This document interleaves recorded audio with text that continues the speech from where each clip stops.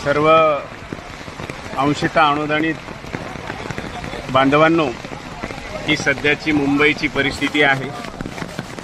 धुवाधार पाऊस आहे, पण अजूनही आपले बांधव जे आहेत ते पावसामध्ये तग धरून आहेत। हा जो बांधव आहे प्राध्यापक गणेश तरटे, हे नांदेडहून आलेले आहे आणि हे सर्व नंदुरबार शहादा पहा। थोडंसं ही अवस्था आपण प्रत्येकाने पाहिली पाहिजे।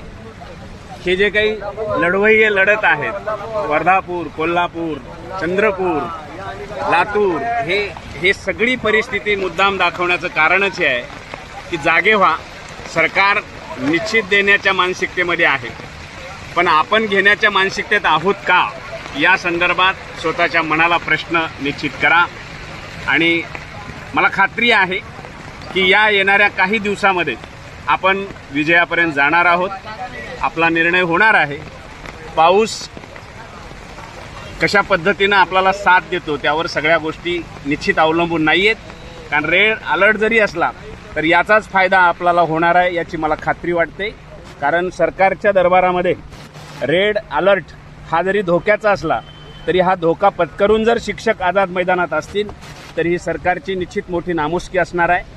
आणि कालचा शिंदे साहेबाचा आश्वासक शब्द येणाऱ्या काही दिवसात पूर्ण होईल। म्हणून घरी बसलेल्या काही लढवयांना विनंती असेल, जाणीवपूर्वक काही जण तुम्हाला जर चुकीच्या पद्धतीनं मिसगाईड करत असतील तर त्यांच्या अफवेला बळी पडू नका। त्यांच्या अफवेला बळी पडलात तर अफवा करणारे तर महापापी असतील, परंतु त्या अफवेला बळी पडणारा शिक्षकसुद्धा त्या पापाचा धनी असेल, एवढं कायम लक्षात ठेवा। आणि आहे त्या परिस्थितीमध्ये आंदोलनाकडे या। आझाद मैदानच आपल्याला न्याय मिळवून देणार आहे।